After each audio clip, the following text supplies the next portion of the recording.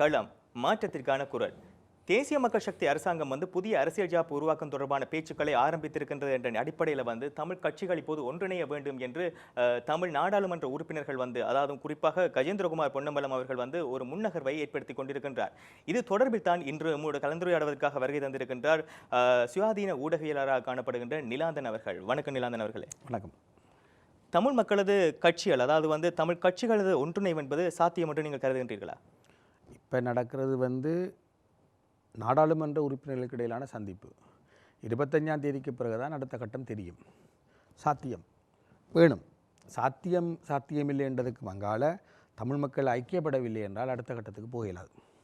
நீங்கள் இந்த முறை கடந்த தேர்தலில் கிடைத்த படிப்பினைகளிலிருந்து கற்றுக்கொண்டு வரக்கூடிய உள்ளூராட்சி மன்ற தேர்தலையும் மாகாண சபை தேர்தல்களையும் எதிர்கொள்ள தவறினால் என்பிபி தமிழ் பகுதிகளில் தன்னை தொடர்ந்தும் பலப்படுத்தும். அர்ஜுனாக்கள் வருவார்கள், புதிதாக வருவார்கள். வந்தால் பெரும்பாலும் தொங்கு உள்ளூராட்சி மன்றங்கள் வரக்கூடிய ஆபத்து தெரியுது. மாகாண சபையும் வடக்கில் ஓரளவுக்காவது தேறினாலும் கிழக்கில் ஆபத்துக்கள் அதிகம். மூவினத்தன்மை பொருந்தியது. தமிழரசு கட்சி இப்போ அனுபவிக்கிற இந்த பெரும்பான்மை நிரந்தரமற்றது. என்ன கட்சி இப்போ நீதிமன்றத்தில் நிற்குது. கட்சிக்குள் ஏற்பட்டிருக்கும் அந்த உடைவு மேலும் மேலும் பிரதிபலிப்புகளை ஏற்படுத்தும். அப்படி பார்க்கல தமிழ் மக்கள் ஏதோ ஒரு ஒருங்கிணைப்புக்கு போக தவறினார்களாக இருந்தால் அரசாங்கம் தன்னை மேலும் தமிழ் பகுதிகளில் பலப்படுத்தும். அர்ச்சுனாக்களும் பலப்படுத்துவார்கள். இது இறுதியாக ஒரு தீர்வு நோக்கி போய்க்க யார் தமிழ் தரப்பு என்ற கேள்வியை எழுப்பும். ஏற்கனவே திருகோணமலையிலிருந்து தெரிவு செய்யப்பட்ட அருண் ஹேமச்சந்திர, இப்போ அவர் பிரதி வெளிவிவகார அமைச்சர், சொன்னவர் யார் தமிழ் தரப்பு என்று கேட்குறார். ரெண்டால் உங்கள்கிட்ட 10 பேர் இருக்குது, எங்கள்கிட்ட 27 பேர் இருக்குன்ற தொனிப்பட அவர் சொல்கிறார். இந்த கேள்வி இன்னும் பலமாக வரும். எப்படின்னு சொன்னால் மேலும் உள்ளூராட்சி மற்றும் மாகாண சபைகளில் அவர்கள் வெற்றி பெறுவார்களாக இருந்தால் சொல்லுவார்கள் தமிழ் தரப்பு இப்போ தமிழ் தேசிய தரப்பு மட்டும் அல்ல. தமிழ் தரப்பு தமிழ் தேசிய பரப்பு மட்டும் தமிழ் தரப்பு அல்ல என்று சொல்கிற ஒரு நிலைமை வந்தால் அது இனப்பிரச்சனைக்கான தீர்வில் தமிழ் மக்களை மேலும் பலவீனப்படுத்தும். எனவே இந்த இடத்தில் ஏதோ ஒரு ஒருங்கிணைப்புக்கு போகிறதுதான் சரி. தமிழரசு கட்சிக்குள்ளேயே உடைவுகள் காணப்படுகின்றன. இவ்வாறான சூழ்நிலையில் நீங்கள் கூறுகின்ற ஒருங்கிணைப்பு என்பது எவ்வாறு சாத்தியப்படும் நினைக்கின்றீர்கள்? தமிழரசு கட்சிக்கு மட்டுமா உடைவு? தமிழர்கள் எல்லா இடத்துலையும் முடிஞ்சான்னு இருக்கிறாங்க.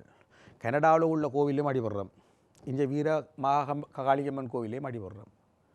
யாழ்ப்பாணத்தின் நவீனத்தை வடிவமைத்த திருச்சபைகள் ஒன்றாகிய தென்னிந்திய திருச்சபை நீதிமன்றத்தில் நிற்கிது. எல்லா பழைய மாணவர் சங்கங்களுக்குள்ளேயும் மோதல் இருக்குது.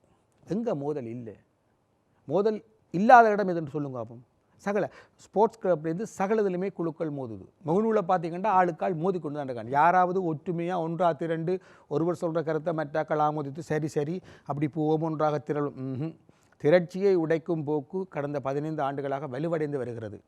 அதிலும் குறிப்பாக ஒடுக்குமுறை வெளிப்படையற்றதாக மாறும் பொழுதும் கட்சிகள் மக்களை உணர்திறன் மிக்கவைகளாக தமிழ் தேசியத்தின்பால் உணர்திறன் மிக்கவைகளாக மாற்ற தவறும் இடத்திலேயும் தமிழ் மக்கள் ஆளையால் வெறுப்பவர்களாக, ஆளையால் விமர்சிப்பவர்களாக. இன்றைக்கி தமிழ் மக்களுக்கும் இடையிலான மோதல்.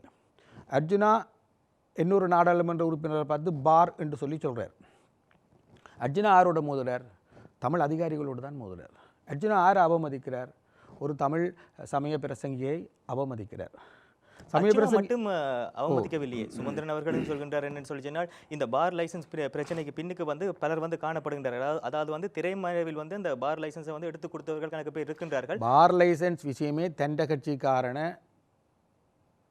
தோக்கடிக்கிறதுக்கான ஒரு டூலாக தான் பயன்படுத்தப்படும், ஒரு கருவியாகத்தான் பயன்படுத்தப்படும். அதுவே உட்கட்சி மோதலை வெளிப்படுத்தும் ஒரு விடயம்தான் பார் லைசன்ஸ் தமிழ் மக்கள் மீது கொண்ட விருப்பத்தினால் கொண்டு வரப்பட்டு எடுத்துக்கிறால். தமிழ் மக்களுக்கு மிக பிழையான ஒரு அரசியலை வழிகாட்டும் ஒருவர் தமிழ் மக்கள் குடிக்கிறதால கெட்டு போவார்கள் என்று சொல்கிறது இந்த வகை நியாயம். நீங்கள் அப்போ தமிழ் மக்களை சுமந்திரன் அவர்கள் தவறாக வழிநடத்தினார் சொல்கிறார். இன்றைக்கும் சுமந்திரன் சொல்கிற அந்த ஐக்கியராட்சி என்ற தீர்வு, அதாவது அந்த நல்லாட்சி காலத்தில் உருவாக்கப்பட்ட தீர்வு என்பது தமிழ் மக்களுக்கு சரியானது அல்ல. நான் இப்போ விஷயத்தை சொல்லிட்டு போகிறேன். என்னென்றால் தமிழ் மக்கள் எல்லா இடங்களிலும் மோதிக்கொண்டு தான் இருக்கிறார்கள். தமிழ் மக்கள் எல்லா இடங்களிலும் பகைவர். யாரு தமிழ் மக்களுக்கு பகைவர்? தமிழ் மக்கள் தான் தமிழ் மக்களுக்கு பகைவர். அப்ப இந்த பின்னணியில் தமிழ் மக்களுக்கு பகைவர் என்று நீங்கள் கூறுகின்றீர்கள். அர்ஜுனாவே நீங்கள் பகைவராக பார்க்கின்றீர்களா? பாரன் இப்போ பாருங்கோ, அண்மையில் என்பிபி எம்பி ஒருவர் அங்கஜெண்ட தகப்பனோட மோதிர காட்சி வந்தது. அதுவும் அவர்கள் வேறு கட்சிகளாக இருக்கலாம், அவர்கள் தென்னிலங்கை மைய கட்சியைச் சேர்ந்தவராக இருக்கலாம் அங்கஜெண்ட தகப்பன். ஆனால் இந்த மோதல் தமிழர்களுக்கும் உண்மையான மோதல் எங்கே இருக்குது தெரியுமா? இன முரண்பாடு அப்படியே இருக்குது. என்பிபி அரசாங்கம் வந்து இதுவரை காலத்திலும் பயங்கரவாத தடை சட்டத்தை நீக்கையில், கைதிகளை புதுசாக விடுவிக்கையில், போதாக்குறைக்கு கைதிகள் இல்லை என்று சொல்கிறார் ஒரு அமைச்சர். அதை விட மயிலத்த மடுவில் இன்னும் ஆக்கிரமிப்பு நீக்கப்படையில், குருந்தூர் மலையில் ஆக்கிரமிப்பு நீக்கப்படையில், வெடுக்குநாரி மலையில் ஆக்கிரமிப்பு நீக்கப்படையில், அப்படியே எல்லாம் இருக்குது. தமிழ் இனப்பிரச்சனை சம்பந்தப்பட்ட அனைத்து விடய பரப்புகளும் அப்படியே தான் இருக்குது. எந்த மாற்றமும் கிடையாது. அதை விட பிரச்சனை என்னென்றால், இனப்பிரச்சனை என்பதையே அவர்கள் எப்படி விளங்கியிருக்கிறார்கள் என்பது. இந்த ஜேவிபி இனப்பிரச்சனையை ஒரு மனிதாபிமான பிரச்சனையாக தான் பார்க்குது. அப்போ இந்த பின்னணியில் இன ஒடுக்குமுறை இருக்குது. இன ஒடுக்குமுறை உங்களுக்கு விகாரமாக யுத்தமாக தெரியலையே தவிர, இன ஒடுக்குமுறையை திணைக்களங்கள் முன்னெடுக்கின்றன. இன ஒடுக்குமுறை வெவ்வேறு நுட்பமான வடிவங்களில் கட்டமைப்பு சார்ந்து முன்னெடுக்கப்படுகிறது. ஒரு கட்டமைப்பு சார்ந்த இன அழிப்பு இருக்குது. அப்போ இந்த பின்னணியில் தமிழ் மக்களுக்கு யார் எதிரி, யாரை தமிழ் மக்கள் விரோதமாக பார்க்கணும் என்ற நிலை இன்றைக்கு திசை திருப்பப்படுது. இன்றைக்கு தமிழ் மக்களுக்கும் இடையில் மோதலை உருவாக்கினவர்கள் ரசித்து கொண்டிருக்கிறார்கள். உண்மையில் இந்த டிசிசி கூட்டங்களில் எல்லாம் தமிழர்களும் தான் மோதுகிறார்கள், தமிழர்களை அவமதிக்கிறார்கள். ஆனால் தமிழர்கள் மோத வேண்டிய இடம் வேறு எங்கேயோ இருக்குது. அதாவது மோதல் களம், அந்த மோதல் கவன குவிப்பு திசை மாற்றப்படுகிறது. இதுவே ஒரு அரசியல் தான். அப்போ இந்த பின்னணிக்குள்ள தமிழ் மக்களை ஒருங்கிணைக்கணும். தமிழ் மக்கள் தங்கள் பலம் என்னவென்று தெரியாத ஒரு மக்களாக மாறிவிட்டு, நாங்கள் ஒரு பலமான மக்கள், ஒரு செழிப்பான பண்பாட்டை கொண்ட மக்கள், ஒரு காலம் அதிசயங்களையும் அற்புதங்களையும் செய்த மக்கள், பல சான்றோர்களை உருவாக்கிய மக்கள், எப்பொழுதுமே பண்பாட்டு செழிப்பு மிக்க ஒரு நடுத்தர வர்க்கத்தை கொண்டிருக்கும் மக்கள் கூட்டத்தை தோற்கடித்து விட முடியாது. நாங்கள் தோற்கடிக்கப்பட முடியாத மக்கள் தான் இப்போ. ஆனால் பிரச்சனை, நாங்கள் எங்களுக்குள்ளேயே சீரழிஞ்சிட்டு போட வேண்டால் அரசியல் தலைமை தரமாக இல்லை. இந்த கட்சிகள் சிவப்பு மஞ்சள் கொடியை வச்சு காட்டினால் தமிழ் மக்கள் வாக்களிப்பார்கள் என்று நினைக்கிறார்கள். இல்லை, தேசியம் சுயநிர்ணயம் அப்படின்னா என்னென்று கட்சிக்காரருக்கே தெரியாது. சுயநிர்ணயம் தேசியம் அப்படி கேட்டால் கட்சிக்காரருக்கே இந்த லட்சணத்தில் மக்களுக்கு தெரியுமா? தேர்தலுக்கு முன்னுக்கு பிபிசி வன்னியில் பேட்டி கண்டது.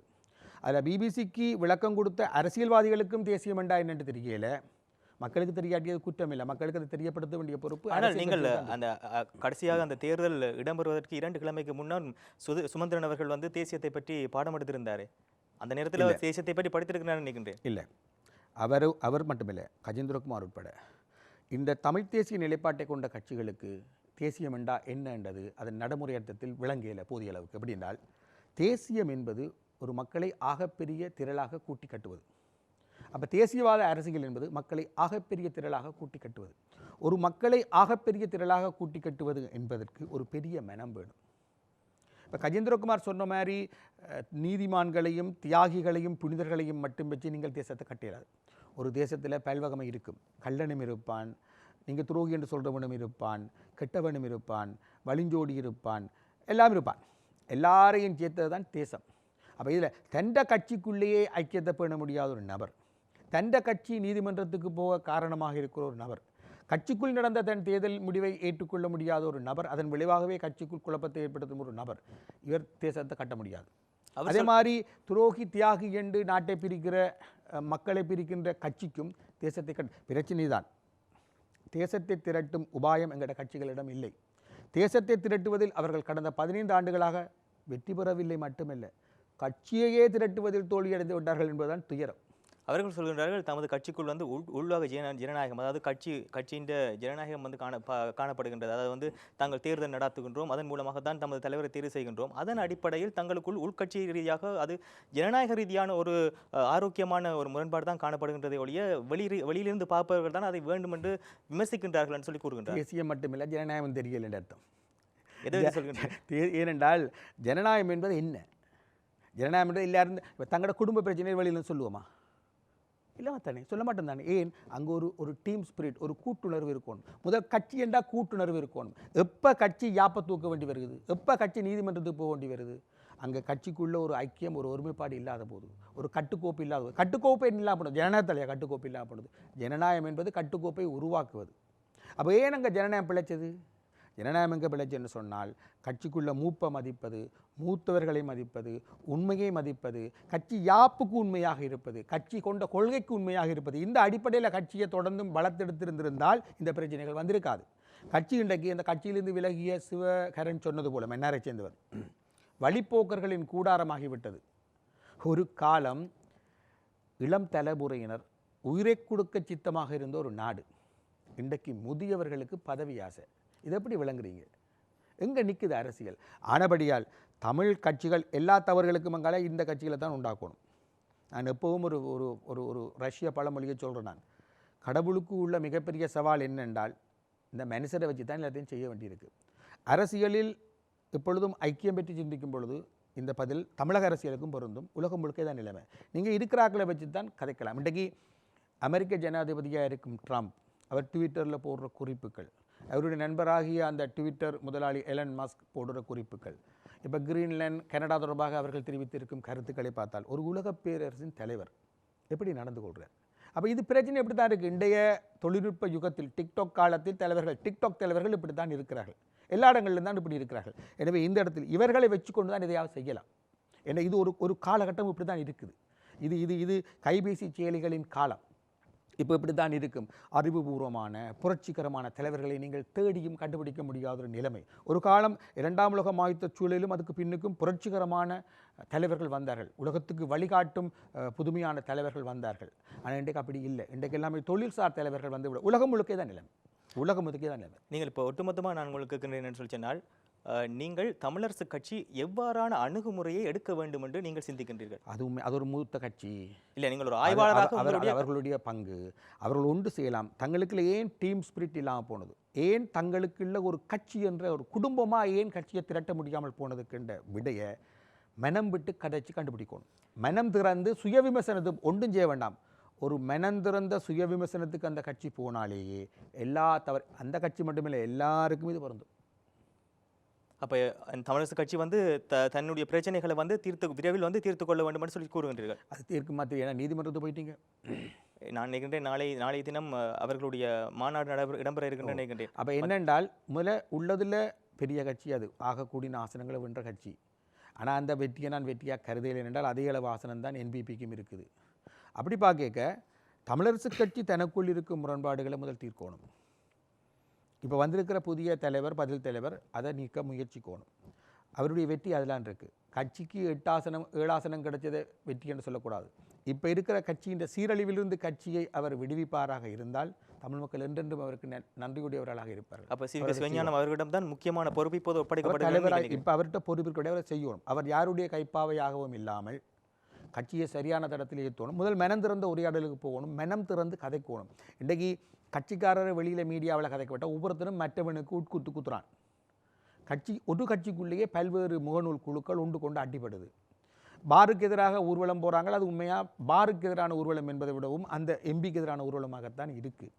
அப்படி பார்க்க இது கட்சி சரியாக நாறிட்டு உதன் விளைவு தான் இந்த முறை வாக்களிப்பு இப்படி வந்தது. மக்கள் அவர்களுக்கு ஒரு தண்டனை வழங்க விரும்பினார்கள். தண்டனைக்கு பிரதான காரணங்களில் ஒன்று இந்த கட்சியும் தான். அப்போ இதில் கட்சி செய்ய வேண்டிய வேலை என்று சொன்னால் மனந்திறந்து கதைத்து தங்களுக்குள் இருக்கும் தவறுகளை களைந்து அந்த கட்சியின் பெருமையை அவர்கள் பேண முயற்சிக்கணும். ஒன்று. அடுத்த கட்டம் என்ன கேட்டால், இப்போ கஜேந்திரகுமார் எடுத்திருக்கிற நகர்வு சரி, அது தொடர்பாக வேறு கருத்துக்கள் என்னட்டு இருக்குது. ஆனால் சரி, அவர் தோல்வியிலிருந்து கற்றிருக்கிறார். சுடல ஞானம்தான், ஆனால் கற்றிருக்கிறார். குறைஞ்சது சுடலையாவது ஞானம் வந்திருக்கே. அப்படி பார்க்க அவர் தோல்வியிலிருந்து கற்றிருக்கிறார். அதுபோலவே டிடிஎன்ஏயும் இந்த தோல்வியிலிருந்து கற்றுக்கொள்ள வேணும். தோல்வியிலிருந்து சுமந்திரன் கற்றுக்கொண்டு இருந்திருந்தால் இன்றைக்கு இருக்கிற குழப்பங்கள் இருந்திருக்காது. ஏனென்றால் கடந்த ஆண்டின் தொடக்கத்தில் கட்சி தொண்டர்கள் சுமந்திரனை தோற்கடித்தார்கள். அந்த தோல்வியிலிருந்து அவர் கற்றுக்கொள்ளவில்லை. அந்த தோல்வியை ஏற்றுக்கொள்ள மறுத்து அவர் தொடர்ந்து பிரச்சனைப்படுத்தினார். அதன் விளைவாக கட்சி உடைஞ்சுது. அடுத்த கட்டம் ஜனாதிபதி தேர்தலில் ஓரளவுக்கு மக்களை திரட்டக்கூடியதாக இருந்தது. அதுவும் ஒரு முழுமையான திரட்சி அல்ல. பிறகு நாடாளுமன்ற தேர்தலில் தமிழ் மக்கள் மீண்டும் சிதறினார்கள். அந்த தேர்தலில் தமிழ் மக்கள் சுமந்திரனை தோற்கடித்தார்கள். கடந்த ஆண்டில் அவருக்கு தொடக்கத்திலிருந்து முடிவு வரை தோல்வி. எனவே இந்த தோல்வியிலிருந்து அவர் கற்றுக்கொள்ள வேண்டும். அவர் கற்றுக்கொள்வதற்கான அறிவுடைய நபர், சரிதானே? அப்போ அவர் அதை கற்றுக்கொள்வாராக இருந்தால் அடுத்த கட்டத்துக்கு போகலாம். இல்லை என்றால் தமிழர் ஒரு மூத்த கட்சி இப்படி முன்மாதிரியாக இல்லாட்டி ஏனைய கட்சிகளும், நான் நினைக்கிறேன் இந்த கூட்டமைப்பு உடைய போகிற போது கிட்டத்தட்ட 6-7 வருஷத்துக்கு முன்னாடி நாங்கள் அதை நான் எழுதியிருக்கேன். அவரை ஒரு மேடையில் வச்சுக்கொண்டே நான் இதை சொன்னான், திருமறக்கலாம் என்ற மேடையில். அதாவது ஒரு மூத்த கட்சி, பெரிய கட்சி, ஒரு மூத்த தமிழனை போல ஒரு மூத்த ஆளை போல நடந்து கொள்ளணும். மூப்பாக நடக்கணும். மூப்பாக நடக்கிறது மற்றவனை மிதிக்கிறதும் மற்றவனை அவமதிக்கிறதும் அல்ல. மூப்பாக நடத்துறது பெருந்தன்மையோடு நடந்து கொள்ளல். பெருந்தன்மையோடு நடந்து கொள்வது என்பது மற்றவருடைய தவறுகளை மன்னிப்பது, சரியில்லாப்ப முடிஞ்சு அப்படி அந்த பண்பு எல்லா கட்சிகளையும் இல்லாம போச்சு. ஒரு கட்சியில் எல்லா கட்சிகளுமே இல்லாம போச்சு. அப்ப கஜேந்திரகுமார் அவர்கள் வந்து ஒரு முக்கியமான கருத்தொன்றை அண்மையில் எங்களுடைய ஊடகத்திற்கே தெரிவித்திருந்தார்னு சொல்லி சொன்னால், சுமந்திரன் அவர்கள் வந்து ஒருவேளை மனம் திருந்தி வந்தார்ன்னு சொல்லி சொன்னால் அவரையும் ஏற்றுக்கொண்டு தாங்கள் பயணிக்க தயாராக இருக்கின்றோம் என்ற மாதிரி கூறியிருந்தார். உங்களுடைய பார்வையில் இது எதிர்வரும் காலத்தில் இயலாது. சுமந்திரனும் ஒரு வளம். சுமந்திரன் மட்டுமில்ல, தேசமாக திரள்வது என்று வந்தால் நீங்கள் தேசத்தின் எல்லா கூறுகளையும் திரட்டத்தான் வேணும். நீங்கள் தியாகி துரோகி என்ற அளவுகோல்களை வைத்துக்கொண்டு தேசத்தை திரட்ட மாட்டீர்கள். தேச திரட்சிக்குள் எல்லாரும் அடங்குவார்கள். அப்ப இனி வரும் காலங்களில் வந்து இந்த கூட்டு என்பது வந்து சாத்தியப்படும் என்ற மாதிரியான ஒரு பிம்பம் தான் அதில் ஒரு சிக்கல் இருக்குது. என்னென்று சொன்னால், முதலாவது கேள்வி, இந்த அரசாங்கம் ஜாப்பை இப்போ கொண்டுருமா? இல்லை. சுமந்திரன் அவர்கள் கூறியிருந்தார்கள். இல்லை, நாங்கள் சுமந்திரனையும் தமிழரசு கட்சிகளை விடுவோமே, என்பிபியை பார்ப்போம். இந்த தேசிய மக்கள் சக்தி அரசாங்கம் என்பிபி ஒரு புதிய யாப்பை இப்போ கொண்டு வரும். புதிய யாப்பு கொண்டு வருவதற்கான சூழல் இப்போ இருக்கா? இந்த அரசாங்கம் பொருளாதார நெருக்கடியின் விளைவு. பொருளாதார நெருக்கடியின் விளைவாக வந்த ஒரு அரசாங்கம் அந்த நெருக்கடியிலிருந்து எப்படி மீளலாம் என்று தான் யோசிக்கும். கிரீக்கிலையும் அர்ஜென்டினாவிலையும் இதான் நடந்தது. கிரீக் கொஞ்சம் முன்னேறி இருப்பதாக தகவல் உண்டு. அண்மைய புள்ளி விவரங்களின் படி அர்ஜென்டினா எப்பவும் தடுமாறுது. அப்போ இலங்கை பொறுத்தவரையிலும் இந்த அரசாங்கத்துக்கு தான் எதனால் இந்த பதவிக்கு வந்தென்று தெரியும். எனவே அந்த விடயத்தில் அவர்கள் ஒரு முன்னேற்றத்தை காட்டணும். ஆனால் இன்று வரையிலும் முன்னேற்றம் இல்லை. உதாரணமாக, அரிசியை இறக்குமதி செய்யும் நாடு போகிற போக்கில் அரிசி விலை அதிகரிக்கலாம் என்று விவசாயிகள் கூறுகிறார்கள். பருவமழை அறுவடை காலத்தில் பெய்யுது. வெந்நியில் நெற்பயிர்களை ஒரு புழு தாக்குவதாக சொல்லுகிறார்கள். இப்படியெல்லாம் பார்க்க மற்றது அறுவடை காலத்தில் உலர்த்தப்பட்ட நெல்மணிகளை மழை நினைக்குது. இப்படியெல்லாம் பார்க்க அரிசி விலை கூடுற ஆபத்து தெரியுது. உப்பு ஏற்கனவே இறக்குமதி செய்யப்படுகிறது. இது ஒரு தீவு. கடலால் சூழப்பட்ட ஒரு நாடு உப்பை இறக்குமதி செய்யுதுன்னா பொருளாதாரம் எங்கே நிற்குது? முட்டை விலை கிறிஸ்மஸுக்கு கொஞ்சம் குறைஞ்சிது. முன்னுக்கு கிறிஸ்மஸுக்கு கூடி 27 நின்ற முட்டை விலை திருப்பி 35க்கு 40க்கும் இடையில் வந்துட்டு. முட்டை ஒரு குறிகாட்டி, அது ஒரு எளிமையான உணவு. ஏழைகள் எடுத்தோன்னு சமைக்க, ஏழைகளில் யாருமே அந்த உணவின் விலைக்குள்ளாலேயே நாங்கள் பொருளாதாரத்தை பார்ப்போம் என்றால் முட்டை விலை ஒரு குறிகாட்டி. அது தளம்புது. அது இன்னும் 18-17 இருக்கைக்கான் இந்த பொருளாதார நெருக்கடி வந்தது. முட்டை விலை, தேங்காய் சைஸை வச்சு விற்கிற நிலையெல்லாம் இருக்கிறோம். அது முந்தியும்படி. ஆனால் 200 ரூபா ஒரு பெரிய சைஸ் தேங்காய் போகுது. அப்படி பார்த்தால் பொருளாதார நெருக்கடி இருக்குது. அடுத்தது இப்போ அண்மையில் ஒரு அறிவித்தல் வந்தது. அரசாங்கம் இந்த பிடித்து வைத்திருக்கும் வரி, அதாவது நிலையான வைப்புகளுக்குரிய பிடித்து வைத்திருக்கும் வரியை அதிகரிக்கப் போவதாக. பிடித்து வைத்திருக்கும் வரி என்பது நிலையான வைப்புக்கு வருகிற அந்த வட்டியில் ஒரு பகுதியை எடுக்கிறது. ரணில் அதை 5% கூட்டினவர். இப்போ இவர் 10 கூட்ட போகிறார் என்ற ஒரு தகவல் இன்னும் வங்கிகளுக்கு உத்தியோகபூர்வ அறிவிப்பு வரையில. ஆனால் நிலையான வைப்பினால் அதிகம் பலனடைவது தமிழ் முதியவர்கள், குறிப்பாக பென்ஷனியர்ஸ். இவர்கள் என்ன செய்வார்கள் என்றால், கிடைக்கிற காசை கொண்டு நிலையான வைப்பில் போடுவினோம். ஏன் போடினோம் என்றால், அவர்களுக்கு முதலீடு செய்கிற அந்த ரிஸ்க் எடுக்கிற துணிச்சல் இல்லை. பணக்காரன் என்ன செய்வார்கள்? இந்த காசை கொண்டே பங்குச்சந்தையில் வேறு எங்கேயோ முதலீடு செய்து ரிஸ்க் எடுக்கிறவன் அந்த பணத்தை பெருக்குவான். பணத்தை வச்சு பணத்தை பெருக்குவான். இவர்களுக்கு அந்த ஆற்றலும் இல்லை, அதில் நம்பிக்கையும் இல்லை. அவர்கள் அந்த ரிஸ்க் எடுக்க தயாரில்லை. எனவே என்ன செய்கிறார்கள்? கிடைக்கிற வட்டியோடு திருப்திப்படுவோம், அதிகமாக ஆசை இல்லை. இவர்கள் தான் இந்த நிலையான வைப்பில் போடுறது. மற்றது வெளிநாட்டிலேருந்து பிள்ளை அனுப்புகிற காசில் வாழ்கிற பெற்றோர், இவர்களும் அதை செய்யணும். இந்த நிலையான வைப்புக்கு ஏற்கனவே 19% வரை வட்டி இருந்தது முதியோருக்கு. அது சுருத்து நல்லா வந்துட்டு இப்போ ஒரு பக்கம் வட்டி குறைஞ்சிட்டு. ரணில் 5% வரியாக்கினார். இவர் 10% ஆக்கினார். அந்த சனத்துக்கு கிடைக்கிற ஒரு கொஞ்சம் காசும் இல்லாமல் போயிடும். இது கடுமையாக எங்கள் முதியோர்களையும் பென்ஷனியர்ஸையும் பாதிக்கும். அதாவது நடுத்தர வர்க்கம் கீழ் நடுத்தர வர்க்கத்தை பாதிக்கும்.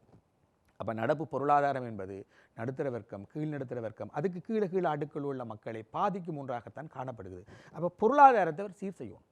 அப்போ பொருளாதாரத்தை சீர் செய்யறதுக்கான நடவடிக்கைகள் தான் இப்போது அனுரகுமார் திசாநாயக்க அரசாங்கம் ஈடுபட்டிருக்கின்றது. என்னன்னு சொன்னால், சீனாவுடன் அந்த 15 ஒப்பந்தங்கள் இந்த பொருளாதாரத்தை நிமித்துவதற்கான ஒரு வழியாக இருக்கலாம் என்ற மாதிரியான கருத்துருவாக்கங்களோட மட்டுமில்லை, இந்தியாவோட செய்து கொண்ட உடன்படிக்கையும் அதுதான்.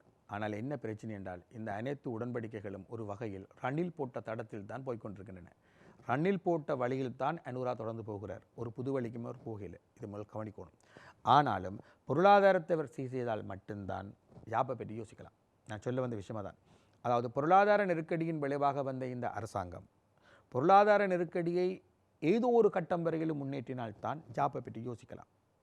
அதுவரை இவர்கள் ஜாப்பை பற்றி யோசித்தாலும் காலத்தை இழுக்க வேண்டியதுதான் இருக்கும். பெரும்பாலும் இந்த அரசாங்கத்தின் இறுதி காலத்தில் இவர்கள் அப்படி சிந்திக்கலாம். ஆனால் மகா சங்கம் யாப்பை பற்றி சிந்திக்க வேண்டாம் இப்போதைக்கு என்று சொன்னதாக ஒரு ஒரு ஒரு உத்தியோகப்பட்ட தகவல் இருக்குது.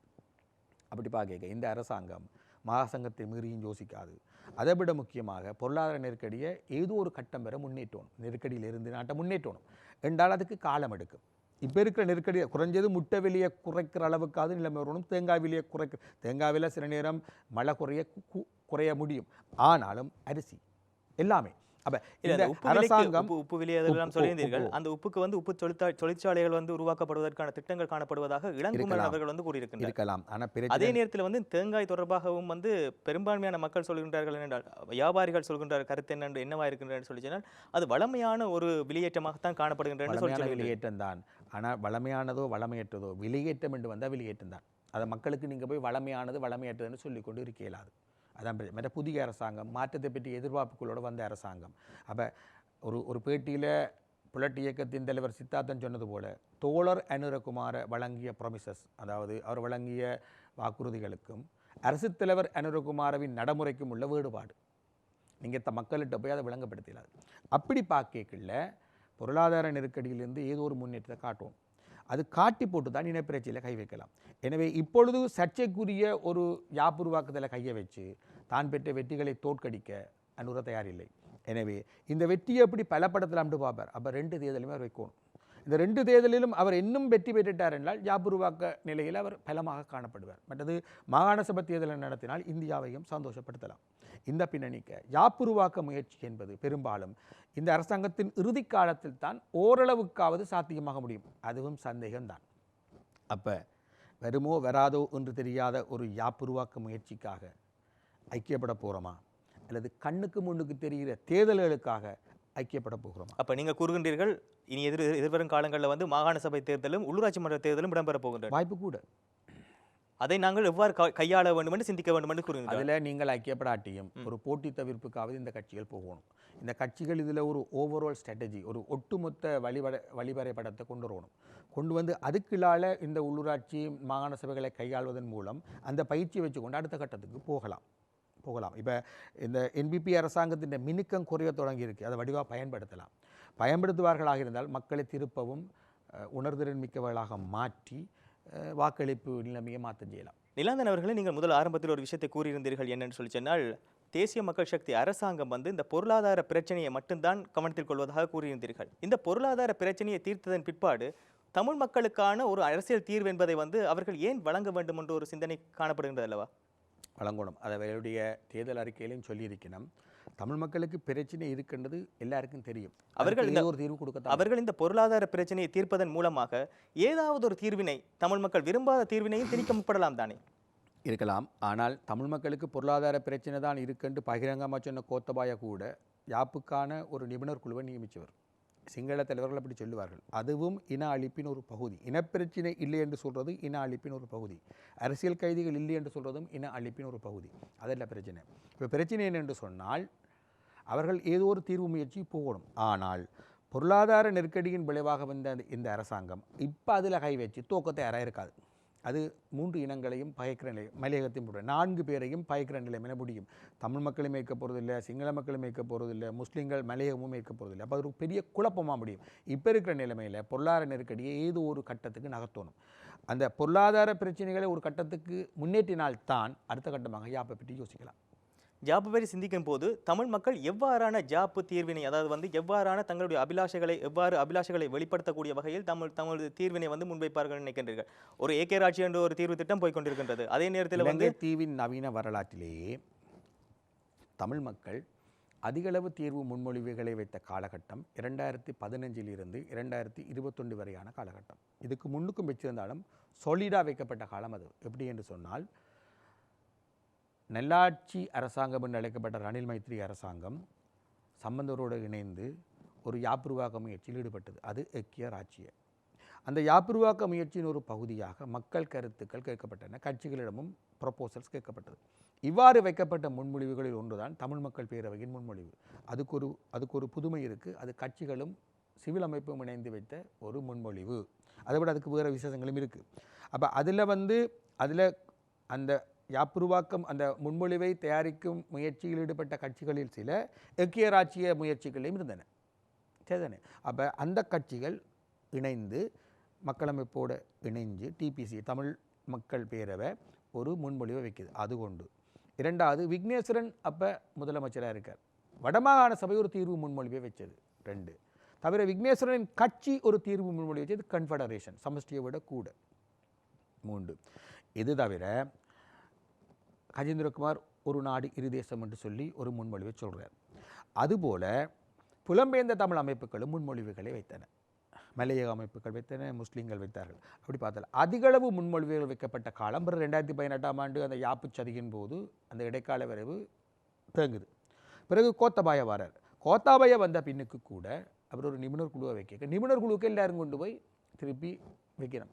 இந்த 6 ஆண்டுகால பகுதியிலும் மேசையில் வைக்கப்பட்ட தீர்வுகளை நீங்கள் தொகுத்து பார்த்தால் ஒரு பொது பண்பை காணலாம். என்ற எல்லாத்திலுமே ஒரு ஃபெடரல் நேச்சர், ஒரு சமஷ்டி பண்புடைய தீர்வுகள். தமிழ் மக்கள் சிலநாயங்காலமிருந்து இன்றைக்கு வர இடையில ஆயுத போராட்டம் தன்னை நடுகேட்டது.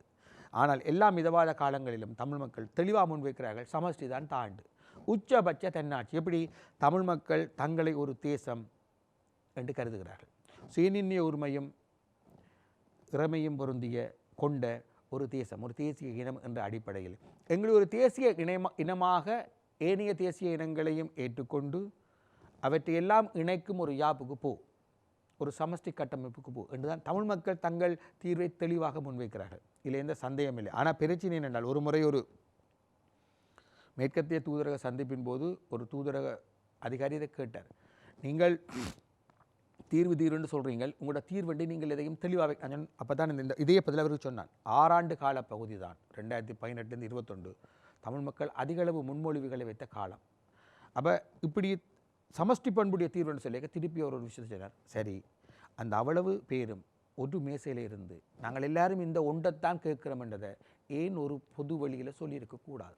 சரியான கேள்வி. அப்படி சொல்லி இருந்தால் அந்த கேள்வி வராது. இப்போது என்ன சொல்லினால் தமிழ் மக்கள் பேரவையின் ஒரு தீர்வு ஒன்று காணப்படுகின்றது, தமிழ் மக்கள் பேரவையால் முன்மொழியப்பட்ட ஒரு தீர்வு ஒன்று காணப்படுகின்றது, ஏகே ராட்சி என்ற ஒரு தீர்வு திட்டம் காணப்படுகின்றது. இதில் எந்த தீர்வு திட்டத்தை இப்போது தமிழ் மக்கள் ஏற்றுக்கொள்ள வேண்டும்? இந்த இரண்டுக்கும் இடையிலான வேறுபாடு என்ன? ஏகே ராட்சியை கஜேந்திரகுமார் கூறுவதன்படி ஒற்றையாட்சி, அதில் உண்மை இருக்குது. இவர்கள் முதலாவது லேபிள் இல்லை என்று சொன்னார்கள். சம்பந்தரம் சுமந்திரம் லேபிளை போட்டால் சிங்கள மக்கள் பயப்படுவார்கள் என்று. மற்றது பௌத்தத்துக்கு முதன்மை என்று சொன்னார்கள். பௌத்தத்துக்கு முதன்மை என்று வந்த பிறகு நீங்கள் பல்சமய பல்வகமை என்று சொல்லிக் கொண்டு இருக்கீர்கள். அங்கே ஒரு மதம் முதன்மை பெற்றதாக மாறுது. பௌத்தத்துக்கு முதன்மை என்பது சிங்கள பௌத்தத்துக்கு முதன்மை தான். திரும்ப ஒரு இனத்துக்குரிய முதன்மையாக. ஏனால் இலங்கை தீவில் மதம் ஒரு தீர்மானிக்கும் இலங்கை தீவின் அரசியலை தீர்மானிக்கும் காரணிகளில் முக்கியமானது மகாசங்கம். அப்போ மகாசங்கத்துக்கு நீங்கள் அந்த முதன்மையை கொடுக்க போய்க்க திரும்பி சிங்கள பௌத்த ஐடியாலஜி, சிங்கள பௌத்த அரசு கட்டமைப்பு வந்துடும். அதுக்கு பிறகு சிங்கள பௌத்த அரசு கட்டமைப்பு இப்பொழுது ஒற்றையாட்சியை தான் பாதுகாக்கும். ஏன்னா ஒரு மதத்துக்கு ஒரு இனத்துக்கு முதன்மை கொடுக்கணும் என்றால் ஒற்றையாட்சி தான் பாதுகாப்பானது, பல்வகமைக்க போக இயலாது. அப்போ உலகில் இப்படித்தான் இருந்திருக்கு வளமை. அந்த அடிப்படையில் அவர்கள் ஒற்றையாட்சிக்கு தான் போவார்கள். அப்போ எக்கே ராட்சியவுக்கு நீங்கள் லேபல் இல்லை என்று சொல்லி என்ன நடக்கும் தெரியுமா? அப்புறம் நீதிமன்றத்துக்கு பொருள் கூட போய்க்க அங்கே பிரச்சனையாக இருக்கும். லேபல் இல்லாமல் செய்யலாம். தமிழ் மக்கள் லேபல் இல்லாத ஒரு தீர்வுக்காக இவ்வளவு பேர்களையும் உயிர்களையும் கொடுக்கல, இவ்வளவு கஷ்டப்படையலை. ஆனபடியால் அதில் தெளிவாக இதுதான் தீர்வு என்று சொல்லணும். அந்த தீர்வை நோக்கி சிங்கள மக்களை தயார்படுத்தணும். சிங்கள மக்களை அந்த தீர்வை நோக்கி சம்மதிக்க செய்ய வேண்டும். இங்கே தான் ஒரு முக்கியமான விஷயம் இருக்குது. என்னென்று சொன்னால், தமிழ் மக்கள் பேரவையின் தீர்வு முன்மொழிவை பற்றி கதைக்கிற இடத்துல அந்த தீர்வு முன்மொழிவுக்கு ஒரு முகப்புரை இருக்குது, பிரியாம்பிள். அதில் ஒரு முக்கியமான விஷயம் சொல்லப்படுது. என்னென்றால், ஒரு 3வது தரப்பின் மத்தியஸ்தம் வேண்டுமெண்டு. அதாவது அந்த பெரிய வள்ளி உடன்படிக்கை அயர்லாந்தில் செய்தது போல் ஒரு உடன்படிக்கை செய்யணும். அதில் சம்பந்தப்பட்ட தரப்புகள் ஒன்றாக இருந்து ஒரு அரசியல் தீர்வை கண்டடைவது என்ற ஒரு பொது உடன்பாட்டுக்கு வர வேண்டும். ஒரு மெமரண்டம் ஆஃப் அண்டர்ஸ்டாண்டிங் எழுதப்பட வேண்டும். அதுவும் 3ஆம் தரப்பு அதை கண்காணிக்க வேண்டும். இலங்கை தீவில் இதுவரையிலும் நீடித்திருந்த தீர்வுகள் 2. ஒன்று இந்திய இலங்கை உடன்படிக்கை, மற்றது ரணில் பிரபாகரன் உடன்படிக்கை. இந்த 2லையும் மாகாண சபை இன்றைக்கு வரை நிற்குது. அது தேஞ்சு போச்சு, வேறு விஷயம். இந்த 2லையுமே 3வது தரப்பின் பிரசன்னம் மிகவும் நிர்ணயகரமான விதத்தில் இருந்தது. ஒன்றில் ஐபிகேஎஃப் இருந்தது, பக்கத்து பேரரசு. இன்னொன்றில் ஸ்கண்டினேவியன் மானிட்டர்ஸ் இருந்துச்சு. இந்த 2 தீர்வும் தான் ஒப்பீட்டளவில் அதிக காலம் நின்றது. மற்ற எல்லா தீர்வுமே எழுதப்பட்ட கணத்தில் கிழிக்கப்பட்ட தீர்வுகளும் கைவிடப்பட்ட தீர்வுகளும் தான். அப்போ ஏன் இந்த நிலைமாறு கால நீதி செய்முறைகளுக்கு கீழே தான் ஐக்கிய ராட்சி உருவாக்கப்பட்டது. நிலைமாறு கால நீதி செய்முறைகளின் கீழ் கட்டமைப்பு சார்ந்த மாற்றங்கள் என்ற அடிப்படையில் நாடாளுமன்றம் சாசன பேரவையாக மாற்றப்பட்டு ஐக்கிய ராட்சியை தயாரிக்கப்பட்டது. அங்கேயும் கூட ஐநாவின் தலையீடு, ஐநாவின் மத்தியஸ்தம் என்ற ஒன்று மறைமுகமாக இருந்தது. ஆனால் அந்த ஐநாவினுடைய தலையீடு பொருத்தமான விதங்களிலும் தாக்கமான விதங்களிலும் இல்லை என்ற காரணத்தால் தான் அந்த நிலமாறு கால நீதியின் பிதாக்களில் ஒருவராகிய மைத்ரிபால சிறிசேன அப்பத்தை சாப்பிட்டுட்டு தலைகீழாக மாறினார். மாறி அவர் 2018ஆம் ஆண்டு நிலமாறு கால நீதியை காட்டி கொடுத்தார். முதலாவது இது தொடர்பாக நாங்கள் இந்த ஐநாவுக்கு கூட்டுக்கடிதம் எழுதுகிற ஒரு முயற்சியில் ஈடுபட்ட போது 2021ஆம் ஆண்டு ஜனவரி மாதம் வவுனியாவில் நடந்த ஒரு சந்திப்பில் சுமந்திரன் அவர்கள் சொன்னார். அவர் அந்த நிலமாறு கால நீதியின் உழைப்பாளிகளில் ஒருவர், கூட்டமைப்பின் சார்பாக அவர் சொன்னார், 6 வருஷமாக ஒரு எக்ஸ்பெரிமெண்ட்டை செய்தோம், அதில் தோத்துட்டோம். அந்த எக்ஸ்பெரிமெண்ட் நிலமாறு கால நீதி. நிலமாறு கால நீதி தோல்வி என்றால் நிலமாறு கால நீதிக்கு கீழ் உருவாக்கப்பட்ட அல்ல அந்த மீள நிகழாமை என்ற அந்த பகுதிக்கு கீழ் உருவாக்கப்பட்ட யாப் உருவாக்க முயற்சியின் தோல்வி என்று பொருள். நிலமாறு கால நீதியில் அந்த ஐநாவின் மத்தியஸ்தம் அல்லது ஐநாவின் பிரசன்னம் அல்லது ஐநாவின் தலையீடு மைத்ரிபால சிறிசேன காட்டி கொடுத்ததை தடுக்க முடியவில்லை. அப்போ நிலமாறு கால நீதி என்பது இலங்கை தீவை பொறுத்தவரையிலும் தோல்விகரமான அனுபவமாகவும் எதிர்மறை விளைவுகளை தந்த உண்டாகவும் தான் இருக்குது, கவுண்டர் ப்ரொடக்டிவ். அப்படி பார்த்தால் அந்த நிலமாறு கால நீதிக்கு கீழே உருவாக்கப்பட்ட இந்த ஐக்கிய ராச்சியம் மட்டும் நீங்கள் எடுத்துக்கொண்டு நிலமாறு கால நீதி தோத்துட்டு அந்த பரிசோதனை தோத்துட்டு சொல்லிடாது, அங்கேயே அந்த பிரச்சனை முரண் வருது. ஆனபடியால் அந்த ஐக்கிய ராச்சியம் என்ற தீர்வு லேபல் இல்லாதது என்பதை சந்தேகத்துக்குரியது. அதை நீங்கள் கொண்டு சிங்கள மக்களுக்கு விற்க சொல்லுவீங்கள், இது ஒற்றையாட்சி என்று. தமிழ் மக்களுக்கு விற்க சொல்லுவீங்கள், சமஷ்டி என்று. இந்த இரண்டகத்தன்மையை அது எப்பொழுதும் கொண்டிருக்கும் இந்த லேபல் இல்லை என்றது. மற்றது இதில் கஜேந்திரகுமார் சில விஷயங்களை துலக்கமாக சொல்கிறார். அந்த அந்த அந்த முன்மொழிவு வைக்கப்பட்டிருக்க ஜேவிபி என்ற பரிந்துரை கொடுக்கப்பட்டது. அந்த பரிந்துரையில் ஜேவிபி சொல்லுது, 1 வடக்கு கிழக்கு இணைக்கப்படக்கூடாது, 2 ஆளுநருக்கு முன்னுக்கு இருக்கிற அதே அதிகாரம் இருக்கணும், அதாவது ஒற்றையாட்சிக்குள்ள அதிகாரம், மாகாண சபையில் இப்போ இருக்கிற அதிகாரம், 3 போலீஸ் அதிகாரம் கொடுக்கக்கூடாது. இந்த 3 நிலைப்பாட்டிலிருந்தும் ஜேவிபி மாறிட்டா. அதை முதல் ஜேவிபி வடக்கு கிழக்கு இணைப்பு தொடர்பாக அதை பிரித்த தொடர்பாக இன்றைக்கு வர மனம் வருந்தேலை. அடுத்து போலீஸ் அதிகாரம் உட்பட ஏனைய விடயங்களில் அவர்கள் இன்னமும் துலக்கமாக கதைக்கல. இதெல்லாமே மங்கலாக இருக்குது. ஏற்கனவே தீர்வே மங்கள், லேபல் இல்லாத மங்கலான தீர்வு. இதுக்குள்ள இந்த அரசாங்கமும் 3/2 பெரும்பான்மையோட ஒரு முயற்சியை முன்னெடுக்க அது பொருத்தமான தீர்வாக. எனவே முதலில் அந்த தமிழ் மக்கள் பேரவையின் அந்த அந்த முன்மொழிவின் முகப்பு வாக்கியத்தில் பிரியாம்பிளில் கூறப்பட்டிருப்பது போல முதலில் ஒரு 3வது தரப்பின் மத்தியஸ்தத்தை நாங்கள் அணுகணும். அது யாராகவும் இருக்கலாம், இந்தியாவா, ஐநாவா, அமெரிக்காவா, ஏதாவையும் இருக்கலாம். ஆனால் இணைத்தலைமை நாடுகள் ஏதாவையும் இருக்கலாம். ஆனால் ஒரு 3வது தரப்பின் பிரசன்னமின்றி நாங்கள் யாப் உருவாக்க முயற்சியில் போக முடியாது. ஏனென்றால் இனப்பிரச்சனைக்கான தீர்வு என்பது தனிய யாப் உருவாக்க முயற்சி மட்டுமல்ல. யாப் உருவாக்கம் இறுதி கட்டம். அதுக்கு முன்னுக்கு ஒரு சமாதான பேச்சுவார்த்தை வேணும். அந்த சமாதான பேச்சுக்கு 3வது தரப்பொன்றின் பிரசன்னம் வேண்டும். 3வது தரப்பொன்று அழுத்தாமல் இந்த தரப்புகள் ஒரு சமாதானத்துக்கு வராது. நாங்கள் ஒரு சமாதான உடன்படிக்கையை பற்றி தான் கதைக்கிறோம், ஆனால் சமாதானம் இல்லை எங்கள்கிட்ட. சமாதானம் இல்லாத ஒரு பின்னணியில் முதல் சமாதான உடன்படிக்கையை செய், ஒரு 3வது தரப்பை கொண்டு வா. இங்கே தான் நான் ஒரு முக்கியமான விடத்து வரப்போகிறோம். என்னென்றால் யாரை நாங்கள் இப்போ உள்ளுக்கு கொண்டு போகிறோம். இன்றைக்கு 3வது தரப்பை நீக்கும் முயற்சியில் என்பிபி தொடர்ச்சியாக முயற்சித்து வருகிறது. இப்போ 3வது தரப்பை ஏறக்குறைய நீங்கள் நினைப்ப ஐநாவின் தலையீடு என்பது கடந்த 10 ஆண்டுகளுக்கு மேலாக என்னத்தை சாதிச்சிருக்கு? பலவீனமான பொறிமுறைகளை தான் எங்களுக்கு தந்திருக்கு. நிலமாறு கால நிதியை கவுண்டர் ப்ரொடக்டிவ் ஆயிட்டு. அதே மாதிரி ஏனைய மேற்கு நாடுகளின் பிரசன்னம் எங்களுக்கு என்னத்தை தந்திருக்கு தெரியல. அதே நேரம் 18 நோக்கி இந்தியா அழுத்தங்களதையுமே பிரயோகிக்கல, பயமுண்ட நான் ஏற்கையில். ஆனால் இந்தியா அதை வலியுறுத்துன்னு சொன்னால் கடந்த 15 ஆண்டுகளாக ஏன் அதை முழுக்க நடைமுறைப்படுத்துகின்ற ஒரு அழுத்தத்தை இந்தியாவால் பிரயோகிக்க முடியாமல் போயிட்டு என்ற கேள்வி இருக்குத்தானே. அப்படி பார்க்க ஒரு 3வது தரப்பின் பிரசன்னத்தை தமிழ் மக்கள் உள்ளுக்கு கொண்டு வர வேண்டியிருக்கு. அதை எப்படி செய்யலாம்? அதுக்கு தமிழ் மக்கள் அனைத்துலக பரப்பில் அலையன்ஸை, கூட்டுக்களை உருவாக்க வேண்டும், நட்பு சக்திகளை பெருக்க வேண்டும். தமிழ் மக்கள் எப்போ அனைத்துலகத்தை திரட்டலாம் என்று சொன்னால் தமிழ் மக்கள் முதலில் தங்களை திரட்டினால்தான் சர்வதேசத்தை திரட்டலாம். தமிழ் மக்கள் தங்களை திரட்டினால்தான் பேரம் பெருகும், சர்வதேசத்தை திரட்டலாம். அப்போ முதல் தமிழ் மக்கள் தங்களை திரட்டணும், பிறகு அனைத்துலக அளவில் அலையன்ஸை, திரட்சியை உருவாக்கணும். அந்த திரட்சியை ஒரு பேரபலமாக மாற்றினால் மட்டும்தான் உங்களுக்கு தீர்வுக்கு அடிப்படைகள் உருவாகும். இல்லை என்று சொன்னால் கூறியதிலிருந்து ஏகே ராஜ்யத்தை ஏகே ராஜ்ய தீர்வு திட்டத்தை தமிழ் மக்கள் ஏற்கக்கூடாது என்ற மாதிரியான ஒரு கருத்தை தான் வெளிப்படுத்தியிருக்கிறது.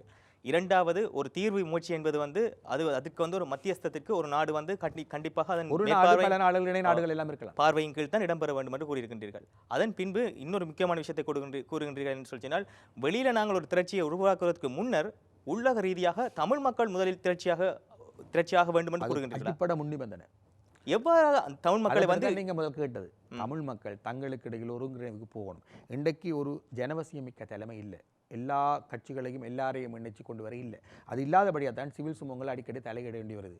இப்போ கஜேந்திரகுமார் ஒரு நகர்வை எடுத்திருக்கார். அதுலேயும் சில சிவில் சமூகங்களுடைய அனுசரணை உண்டு. இல்லை, ஏனென்றால் சிவில் சமூகத்தை பற்றி கூறுகின்றீர்கள். சிவில் சமூகத்தின் மீதான நம்பிக்கை என்பது கடந்த 2 தேர்தல் காலங்கள் ஏற்பட்ட சில ஒரு வித்தியாசமான அனுபவங்கள் காரணமாக, அதாவது வந்து தேர்தல் காலங்களில் வந்து ஒரு சிவில் சமூகம் வந்து சரியாக செயற்படவில்லை என்ற ஒரு குற்றச்சாட்டு ஒன்று காணப்படுகின்றது. அதன் சொல்லுங்க, விளக்கமாக சொல்லுங்க, ஏன் செய்யப்படவில்லை? ஜனாதிபதி தேர்தலின் போது சிவில் சமூக கட்டமைப்பு, அதாவது தமிழ் தேசிய பொது கட்டமைப்பு வந்து ஜனாதிபதி தேர்தலுக்கு ஒரு பொது வேட்பாளரை இறக்கியிருந்தீர்கள். அதன் பின்னர் வந்து உங்களுடைய பிரச்சனை என்பது வந்து நாடாளுமன்ற தேர்தலில் காணப்படவில்லை. பொது கட்டமைப்பு சிவில் கட்டமைப்பு இல்லை, அது கட்சிகளும் மக்கள் அமைப்பும் இணைந்தது. தமிழ் மக்கள் பொதுச்சபை தான் சிவில் அமைப்பு. முதலாவது கட்டமாக ஜனாதிபதி தேர்தலை ஒரு வேட்பாளரை நிறுத்தி 2,26,000க்கு குறையாத வாக்குகளை பெற்றது ஒரு பெரிய வெற்றி. தமிழ் தேர்தல் வரலாற்றிலேயே ஒரு தனி வேட்பாளருக்கு அதிக வாக்கு கிடைச்சதுதான். அது ஒரு பெரிய வெற்றி. கிழக்கிலிருந்து வந்த ஒரு வேட்பாளருக்கு வடக்கில் கிடைத்த வாக்கு இன்னும் பெரிய வெற்றி. இது எல்லாத்தினுடைய அரட்டலாகவும் தான் சாணக்கியனுக்கு வாக்குகள் கிழக்கில் பெருகின. முதல் கிழக்கில் குறையத்தான் கிடைச்சது பொது வேட்பாளர். ஆனால் பிறகு சாணக்கியனுக்கு பெருகினதில் இந்த பின்னணி எல்லாம் இருக்குது. அப்படி பார்க்கல பொது வேட்பாளர் முழுக்கவும் வெற்றி பெறாமல் இருக்கலாம். ஆனால் அவர் குறிப்பிடத்தக்க வெற்றியை பெற்றிருக்கிறார். அதில் மக்கள் அமைப்பு வெற்றி. ஆனால் அதிலிருந்து நாங்கள் கற்றுக்கொண்ட பாடம் என்னவென்றால், சிவில் சமூகங்களுக்கு அடிப்படையான வரையறைகள் உண்டு. தமிழ் மக்களுக்கு தேவையாக இருப்பது ஒரு அரசியல் இயக்கம். சிவில் சமூகங்களை மட்டும் வைத்து நீங்கள் ஒரு அரசியல் இயக்கத்தை கட்டிடாத. சிவில் சமூகங்கள் தூதரகங்களோட தொடர்பாக இருக்கும். அப்போ ஒரு லெவலுக்கு பிறகு உங்களோட வராது. தமிழ் பொதுச்சபை என்பதுதான் நீங்கள் சிவில் சமூகம் சொல்லி கூறுகிறீர்கள். அது சிவில் சமூகங்களின் கூட்டணிவு தானே. 6 பேர் தான் இருந்தேன்னு சொல்லி சொன்னார்கள். அது இல்லை, அதில் 120 குறையாத அமைப்புகள் இருந்தன. அதில் கன அமைப்புகள் ஆக்டிவாக இல்லை. கன அமைப்புகள் பேருக்கு இருக்குது, ஆனால் இறங்கி வேலை செய்ய தயாரில்லை. உதாரணமாக திருகோணமலையில் ஒரு அமைப்பு உள்ளூராட்சி சபை தேர்தலில் தாங்கள் ஈடுபட்டதால் தாங்கள் உடைஞ்சு போன வேண்டும், அதிலிருந்து மீள முடியாமல் இருக்கிறபடியாக நாங்கள் தேர்தல் நடவடிக்கைக்கு வரமாட்டோம் என்று சொன்னார்கள். தேர்தல் நடவடிக்கைக்கு வரமாட்டோம் என்று சொன்ன அமைப்புகள் அதில் இருக்குது. வெளிப்படையாக திரைமறைவில் இருந்த அமைப்புகள் இருக்குது. மற்றது கட்சி நடவடிக்கைகளுக்கு நேர பங்களிக்க மாட்டோம் என்று சொன்ன அமைப்புகள் இருக்குது. இப்படி கனவிதமான அமைப்புகள் இருந்தன. இப்படிப்பட்ட ஒரு தளர்வான கட்டமைப்பை வச்சுக்கொண்டு நீங்கள் மக்கள் இயக்கத்தை கட்டலாது. அப்படி ஒரு மக்கள் இயக்கம் பலமாக இருந்திருந்தால் அடுத்து வந்த தேர்தலை எதிர்கொண்டிருந்திருக்கலாம். ஆனால் அதுக்குரிய தயாரிப்பு இருக்கல. ஏனென்றால் தேர்தலோ 2 நாளில் அறிவிக்கப்பட்டுட்டு.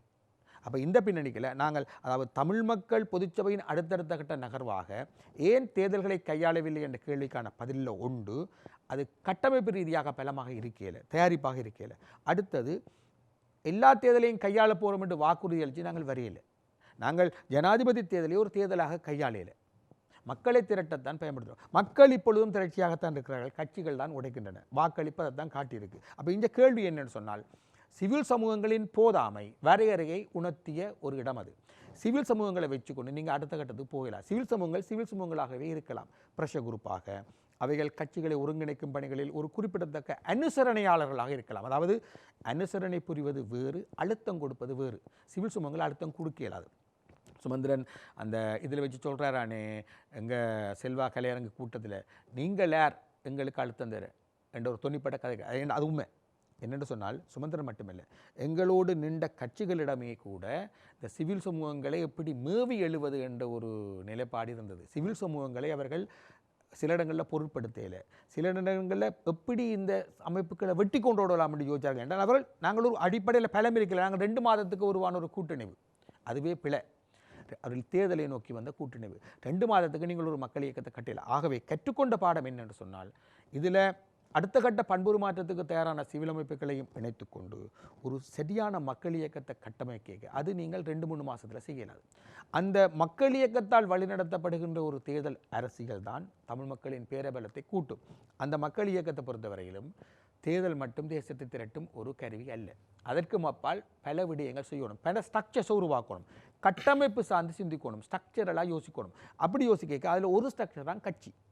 அப்போ மக்கள் இயக்கத்தால் வழிநடத்தப்படுகின்ற ஒரு மிதவாத அரசியல் தான் தமிழ் மக்களுக்கு இப்பொழுது தேவை. அப்போ நீங்கள் சொன்ன விஷயத்துக்கு, நீங்கள் கேட்ட விடயத்துக்கு வாரன், ஜனாதிபதி தேர்தலின் போது உள்ள எல்லா சிவில் சமூகங்களாம் நினைச்சாங்க.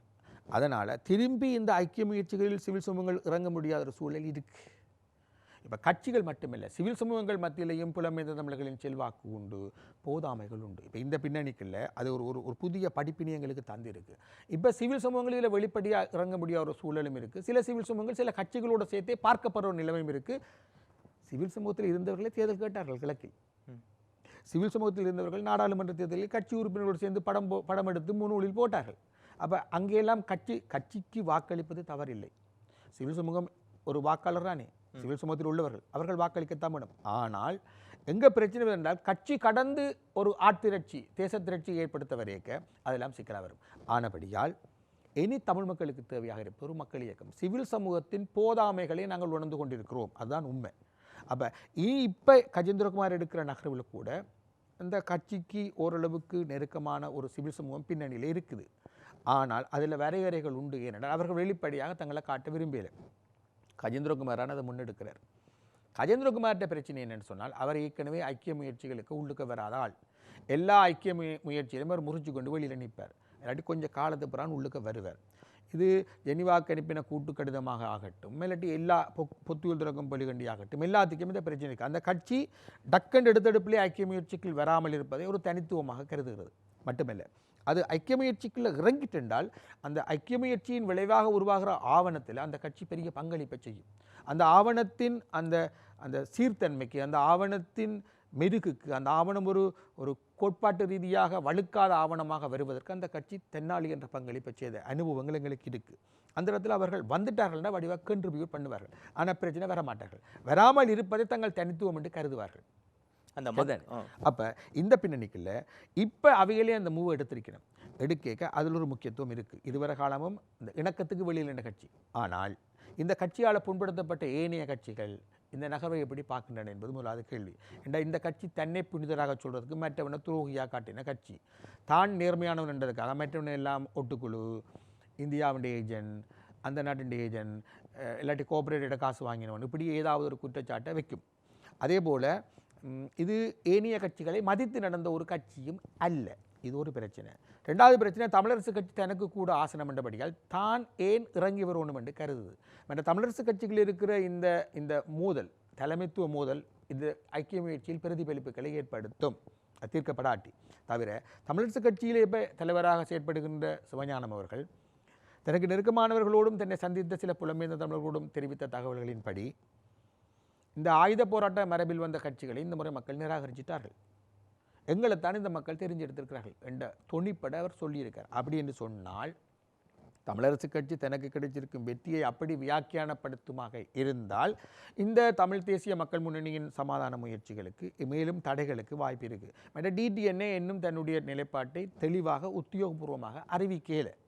அப்போ இதில் இந்த சிவில் சமூகங்கள் வெளிப்படையாக செயற்படாத ஒரு பின்னணிக்குள் இந்த ஐக்கிய முயற்சி போய்கொண்டிருக்கு. அப்போ சிவில் சமூகங்கள் இன்றி கட்சிகளே தங்களை ஐக்கியப்படுத்துமா இல்லையா என்ற ஒரு பரிசோதனை இப்போ நடக்குது. இந்த 15 ஆண்டுகளில் இப்படி ஒரு பரிசோதனை இதுக்கு முன்னுக்கு நடக்கல.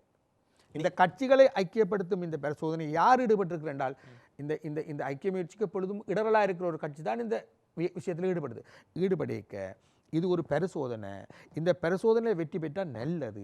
ஆனால் வெற்றி பெறுவதற்கான வாய்ப்புகள் மிக குறைவாக இருக்குது. ஏனென்று சொன்னால் இதுவரையிலும் வெற்றி பெற்ற எல்லா முயற்சிகளும் சிவில் சமூகங்களின் பங்களிப்போடு தான் நடந்திருக்கு. ஏனென்றால் இந்த கட்சிகள் தங்களுக்குள் இணையமாக இருந்திருந்தாலும் இப்போ இணைஞ்சிருக்கு. சரிதானே? அப்போ இவ்வளவு காலம் அதுகள் இணைய முடியாமல் இருந்தால்தான் வேறு அமைப்புகள் தலையிட வேண்டி வந்தது. அப்போ இப்போ மட்டும் அப்படி இணையறதுக்கான பக்குவம் வந்துட்டா இல்லையான்னு பார்ப்போம். இப்போ நீங்கள் சொல்கிறபடி பார்த்தால் சிவில் சமூக கட்டமைப்பு இன்னும் பலப்படுத்தப்பட வேண்டும் என்று கூறுகின்றீர்களா?